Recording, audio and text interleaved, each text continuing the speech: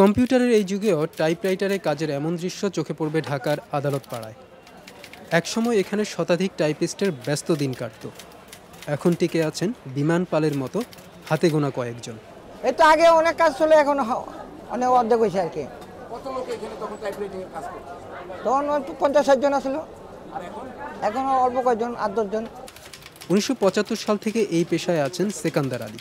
দিনের বেশিরভাগ সময়ই তাকে বসে কাটাতে হয়, কিন্তু 5 দশক ধরে যে যন্ত্রটিকে আগলে রেখেছেন সেটি ছাড়ার কথা তিনি ঘুণাক্ষরেও ভাবতে পারেন না। এটা তো একদম বিলুপ্তি। এখন যে ইংলিশ কিছু টাইপ আছে, ইংলিশ এই যে ফিল আপ সরকারি বা কিছু ফর্ম আছে, এগুলি যেমন ইলেকট্রিক টাইপ বা টাইপ এগুলি চলে আর কি। তখন যে ইনকাম হইতো ভালো চলা যায়।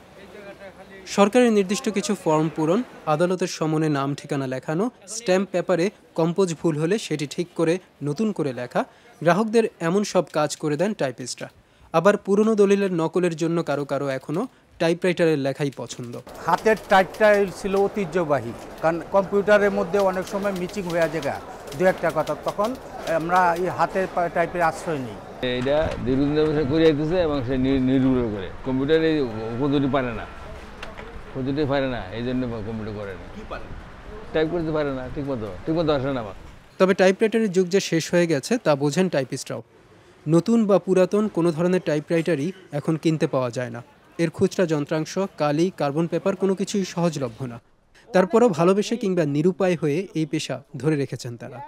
এখন আপনি কি এই পেশা টিকে থাকতে পারবেন কি মনে হয়? অনেক যতকাল করা যায় ততক্ষণ থাকতে।